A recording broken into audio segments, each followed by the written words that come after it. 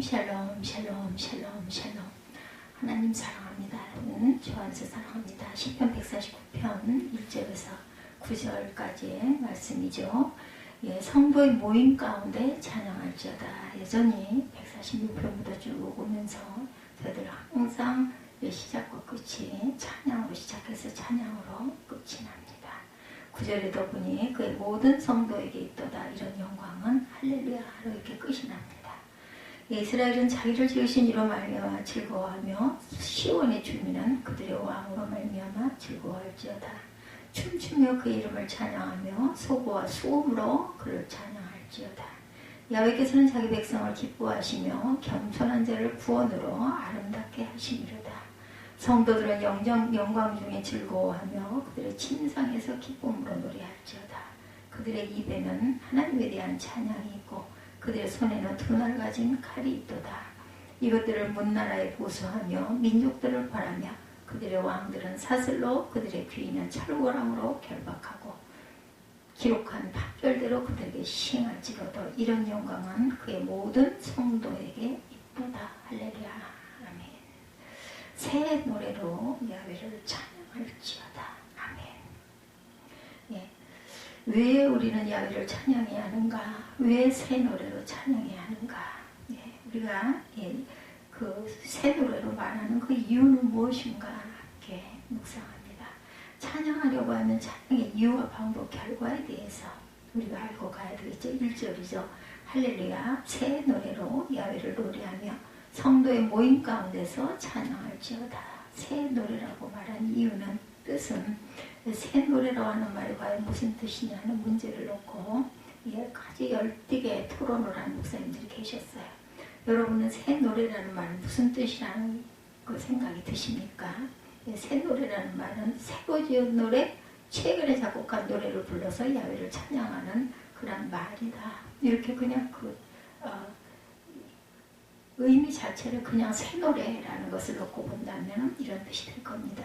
하나님을 찬양한 노래는 계속해서 작사, 작곡되어져야 하고 새로운 노래를 짓고 불러야 한다. 끊임없이 새 노래를 지어야 한다. 우리들의 신앙생활하면서 20-30곡 정도 만 부르면 찬양만 알고 불러도 신앙생활하는데 지장이 없다는 식으로 절대로 말하지 마시자는 거죠. 구약에서 신약으로 내려오고 교회 시대로 내려오면서 계속해서 많은 음악가들에 의해서 새로운 노래는 작곡이 되었습니다. 어떤 때는 그레고리안 송과 같은 장례 음악이 유행되기도 했고 독일의 코랄 같은 음악이 유행되기도 합니다. 현대에 와서는 락이나 재즈 같은 장르의 음악이 유행되어 가고도 있습니다. 그러나 우리는 새 노래를 배우는 것을 힘들게 생각하지 말고 받아들여야 되겠다. 늘 새로운 찬송에 귀를 기울이려고 또한 배우려고 힘쓰는 자세도 필요합니다. 새 노래라고 했는데 새로운 노래가 주는 감격은 아주도 엄청나기도 하죠. 예전에 합동 찬송가를 사용하다가 개편 찬송가를 사용하면서 여러 새로운 찬송이 들어가고 한국 사람이 지은 찬송도 들어가죠. 부름받아 나서니 어디든지 가오리다. 아주 감격스러운 찬송입니다. 그리고 나 같은 죄인 살리신 아주 유명한 찬송이죠. 네, 정말 그 은혜가, 주님의 은혜가 고맙습니다. 나 가나안 복지성에 들어가려고 내 중한짐을 벗어버렸네. 정말 귀한 찬송들이 많죠. 그런데 이 새 노래, 새로 지은 노래도 물론 새 노래이겠지만 우리는 찬양할 때마다 똑같은 찬송 수십 년을 우리 성도 위에 저희의 윗대 부모님들 또한 그 할머니 할아버지 때가 불렀던 그 똑같은 찬송가, 아까 제가 말씀드린 나 가나안 성의 그 귀한 성에 들어가려고 내 중한 짐을 벗어버렸네. 부름받아 나선 이 몸 어디든지 가오리다. 이런 찬송가는 정말로 오래된 찬송. 근데 불러도 그 은혜가 눈물의 감격으로 저는 감동이 옵니다. 부를 때마다 우리는 새 노래로 불러야 줄 믿습니다. 구약에서 새 노래라 하면 새 시대의 소망과 기쁨을 담은 노래를 가리키는 말. 그래서 새 노래라 하면 메시아를 바라보는 노래라는 뜻이기도 하죠. 구약의 찬양의 많은 것들이 메시아를 바라보면서 신앙을 고백하는 그런 노래들. 시편 같은 경우에는 예, 오늘날 우리가 부르는 찬양, 이런 그 찬양의 곡조를 가지고 시편의 가사를 노래했다고 그러죠. 우리는 지금 이렇게 읽지만 새 노래라면 영으로 부르는 노래란 뜻이죠. 목소리를 가다듬고 아름다운 목소리를 내려는 것이 아니라 하나님의 성령에 이끌림 받아서 부르는 그러한 노래가 새 노래입니다. 사람들의 육체로 기교를 다 기울여 노래할 수 있죠. 또한 그러나 이런 것은 인간의 노래고 하나님이 받으시는 새 노래를 하면 바로 성령에 이끌려 부를 줄 아는 노래. 찬양이라는 제목의 책을 쓴 저드슨 코널이라는 목사님, 이 목사가 아주 작은 교회에서 목회를 하셨는데 교회가 성장하면서 남아프리카에 선교로 갔던 후배 목사님을 모시고 부흥회를 하게 되었다고 합니다. 목사님은 강단에 서서 설교하시는 것이 아니라 강단 아래 아코디언 한 대를 내시고 성경 말씀을 한 절 가르치고는 아코디언에 맞춰 노래를 부르게 했다고 그러네요. 성령으로 부르는 연습을 했다고 합니다. 코넬 목사님은 한 주간 동안 아주 못마땅해서 참아야 했다고 그래요. 아프리카에서 오신 선교사님을 모시고 집회를 하는데 그는 전혀 서두르지도 않고 시간 가는 일도 모르고 설교는 하지도 않고 전 그 성도들을 강단 쪽으로 나오라고 해서 손을 들고 소리내어 주님에 대한 우리의 사랑과 경배와 찬양을 표현해라 이렇게 말했다고 그러죠. 하나님의 영이 이끌림을 받는 노래, 우리의 신앙 고백에 담긴 노래를 찬양하게 하였다고 해요. 이 찬양에 힘이 있는 세계적인 교회로 성장하게 되었다고 합니다. 하나님은 우리의 찬송을 기쁘게 받으시고 있어요. 하나님은 자기 백성을 기뻐하신다. 특별히 찬양하는 성도들을 귀하게 보시고 기쁘게 받으시고 있습니다. 내 영혼아 여호와를 송축하라. 우리는 위대하신 하나님을 송축하고 주님을 영화롭게 하고 그분을 찬미하고 그를 찬송하는 그러한 기쁜 찬양을 들려야 할 줄로 믿습니다. 계시록 4장 11절에 우리 주 하나님이여 영광과 존귀와 권능을 받으시는 것이 합당하오니 주께서 만물을 지으시니라 이렇게 말씀합니다. 시편 29편 1절에도 너희 권능 있는 자들아 영광과 능력을 야훼께 돌리고 돌릴지어다. 하나님은 이스라엘의 찬송 중에 거하신다고 하셨듯이 늘 우리와 함께 하시고 우리를 위하여 복을 주시고 우리의 예배를 받으시는 분. 찬양의 원형을 찾아야 합니다. 우리가 부르는 찬양이 바른 찬양 그리고 성서적으로 합치된 찬양이 되기를 원한다고 하면 찬양이 무엇인지를 깊이 묵상하시기 바랍니다. 어떤 무슨 어느 교단, 장로회, 감리회, 성결, 수목음 이런 것을 떠나서 그죠? 예, 성서 속의 찬양 그것을 우리가 기쁘게 불러야 할 줄 믿습니다. 코넬 목사님이 젊었을 때 예배당을 건축하면서 지붕에 석가래를 올리기 위해서 목수가 잘 지어서 석가래에 샘플이 되는 한 나무를 잘라주었다고 그래요. 목사님은 자원봉사를 성도들과 함께 다른 여러 개의 석가래를 자르게 됩니다. 근데 목사님이 석가래를 자르면서 샘플이 되는 나무를 대고 다음 석가래를 자르고 이제 막 자른 것을 겹쳐놓고 다음 나무를 자르고 잘라낸 나무를 겹쳐놓고 다음 나무를 자르고 이렇게 하루 종일 자르고 저녁 때 잘라낸 석가래를 보았더니 하나도 길이가 맞지 않았다고 그래요. 처음 자른 것보다 훨씬 길게 석가래를 자르고 있더랍니다. 원형이 되는 나무를 갖다 놓고 잘라야 했는데 다음 것 또 다음 것 가지고 자르다 보니 길어져서 전혀 사용할 수 없는 지경이 되었다고 그러죠. 무슨 일을 하든지 원형이 모형이 되어야지 원형이 아닌 것을 가지고 일을 해보면 실패작이 돼버리고 말죠. 그날 100개의 석가래를 잘랐는데 마지막 100번째의 것은 원형보다 훨씬 긴 나무였다고 그래요. 그래서 우리는 우리 신앙의 원형이 누구인 줄 여러분들 아십니까? 다시 찬양을 말할 때 누구의 찬양을 원형으로 해서 우리가 찬양할 것인가? 신앙의 원형은 우리 예수 그리스도이십니다. 네, 사도들은 정말 훌륭한 그런 분들이었지만 베드로도 우리의 신앙의 원형이 아니고 바울도 우리의 신앙의 원형은 아니라는 것. 우리 구주 예수님만이 우리가 사모하고 배워야 하고 따라야 하는 신앙의 원형이시라는 것. 그리고 성경에서 말씀하신 찬송을 우리의 원형으로 삼아야 합니다. 많은 성경을 봐도 하나님을 찬양하는데 되게 큰 소리였어요. 우리 주님이 재림하실 때 천사장이 아주 큰 소리로 호령할 것이라고 나타나 있죠. 바벨론 포로에서 돌아온 이스라엘 백성들이 성전에 기초를 넣을 때 하늘이 떠나가라고 큰 소리로 외칩니다. 대부분의 성경은 큰 소리로 힘을 다해 찬양하라고 표현되어 있어요.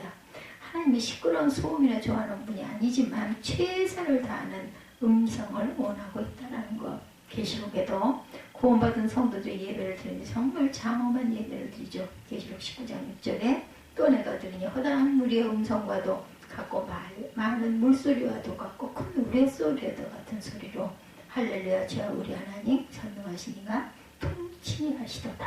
아멘. 우리가 즐거워하고 크게 기뻐하고 그에게 영광을 돌려야 할 줄을 믿습니다. 이 세마포것은 성도들의 옳은 행실이로다 이렇게 고백되어 있죠. 계시록 19장 보다 보면 오늘 본문에 우리가 찬양해야 할 이유 누구에게 드리는 것? 야훼 하나님을 찬송하는 것. 창조의 하나님께 찬양해야 합니다. 2절에 이스라엘은 자기를 지으신 이로 말미암아 즐거워하며 우리를 지으신 하나님을 찬양하자. 21세기 초역을 사는 시대에 성모라는 존재를 이 땅에 두신 하나님을 찬양합니다.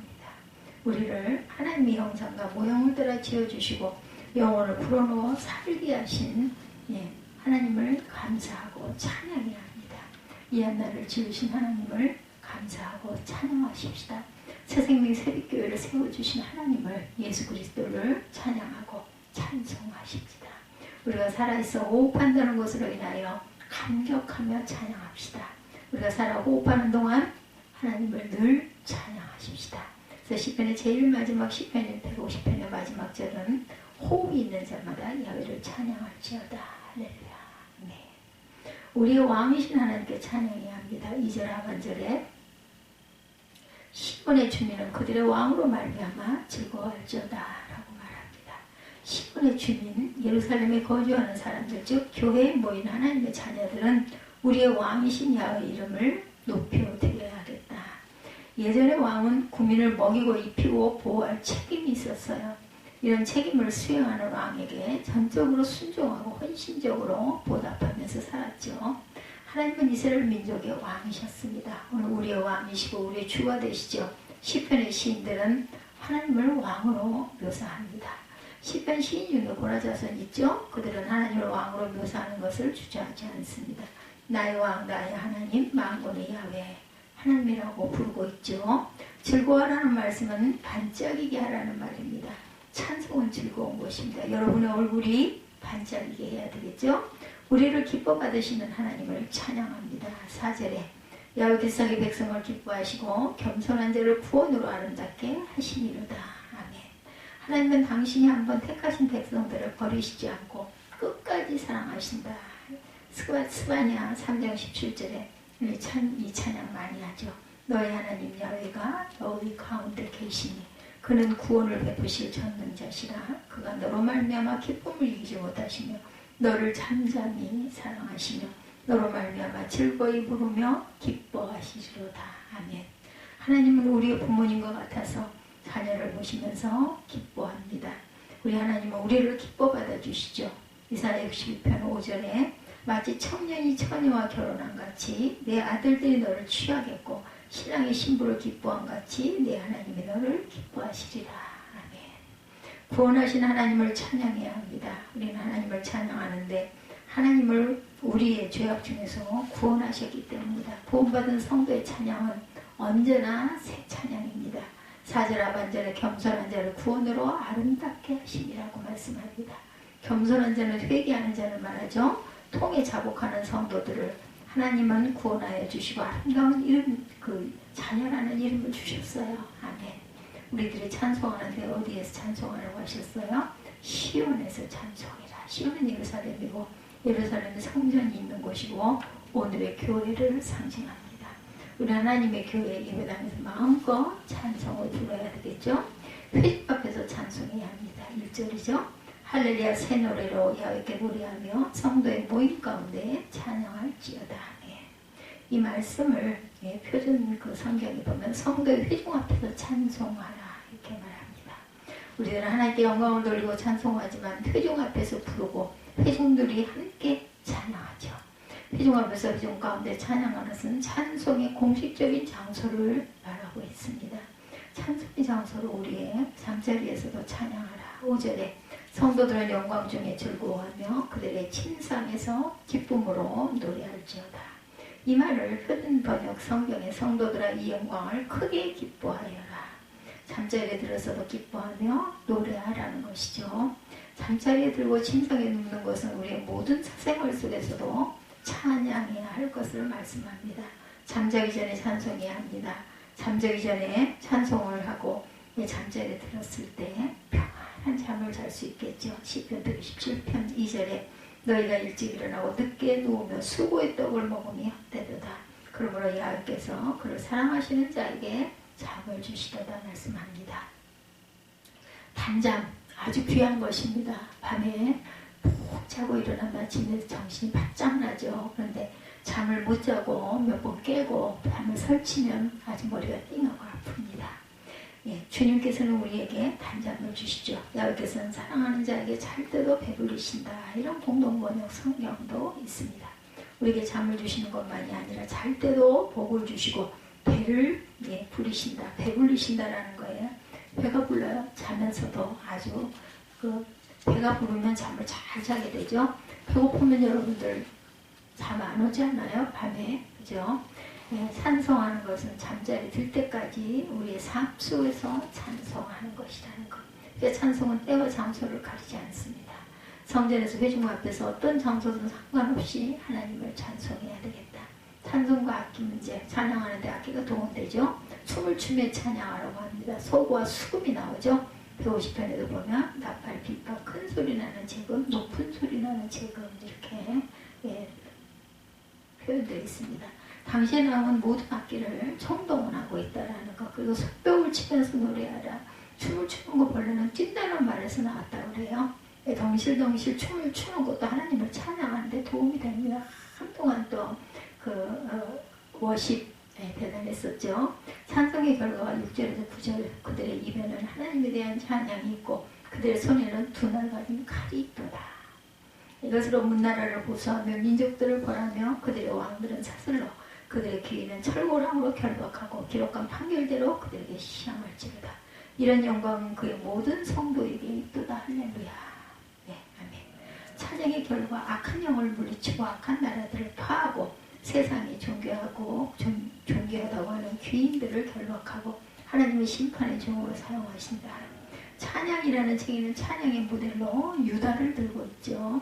성경에 찬양이라는 단어가 처음 쓰인 것은 야곱의 네 번째 아들인 유다에서 붙이고 있다고 합니다. 눈에 총기가 없고 알력이 부족하고 매력이 덜한 부인을 하는 야곱에게 위로 세 형제 아들을 낳았어요. 그때 여전히 야곱은 나일만 사랑합니다. 이제 네 번째 아들을 낳고 이름을 유다라 했는데 그 뜻이 찬송합니다. 이제는 남편이나 사랑이나 관심이 중요하지 않고 오직 하나님 중심으로 살겠다는 찬송의 뜻의 유다. 하나님을 찬양할 때 유다 지파를 통하여 가장 위대한 인물들이 줄지어 나오는데 이스라엘의 역사는 유다의 역사입니다. 달당이 나왔고 유다의 모든 왕들이 유다 지파에서 나오죠.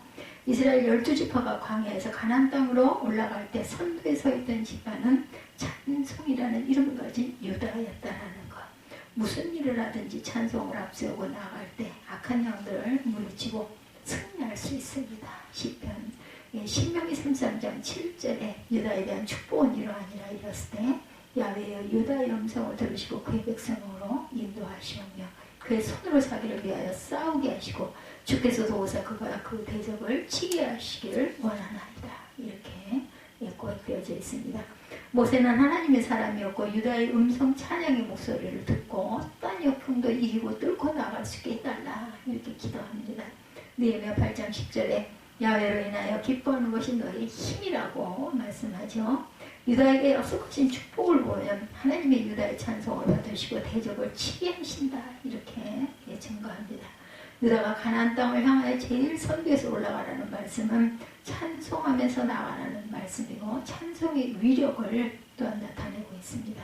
이제 마지막으로 구약 성경에 나오는 한 가지 사건. 구약의 신실한 왕 중에는 여호사밧이라는 분이 있어요. 여호사밧과 유다는 지금 아람 나라와 전쟁하게 됩니다. 여호사밧은 전적으로 하나님 앞에 기도하며 매달리죠. 그때 하나님의 영이 아하시엘이라는 사람에게 임하였고 하나님의 뜻을 알려줍니다. 여호사밧 왕은 이상한 전쟁을 계획합니다. 백성들 중에 노래 잘하는 사람들에게 거룩한 예복을 입히고 군대 앞에서 행진하면서 야훼 성호를 찬송하게 하죠.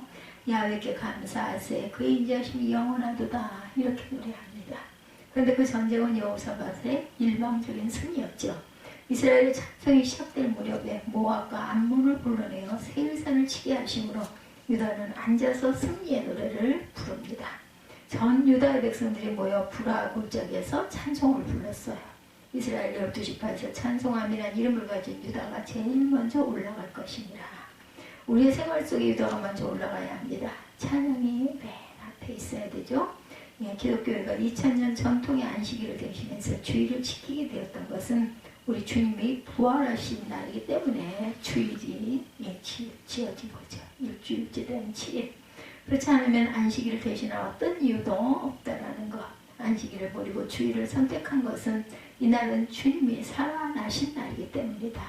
초대교회가 카타콤에 모일 때 주일이 되면 부활의 노래를 불렀어요. 앞에서 예배를 인도하는 목회자가 선창합니다.